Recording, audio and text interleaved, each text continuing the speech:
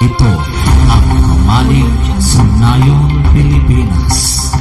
Sa pangarap na maging mapayapa ang ating bansa, maging maunlad ang ating bansa, at sa pangarap na maging mas masinan ang kinabukasan natin at ng ating mga anak, ang pangarap nyo ay pangarap ko.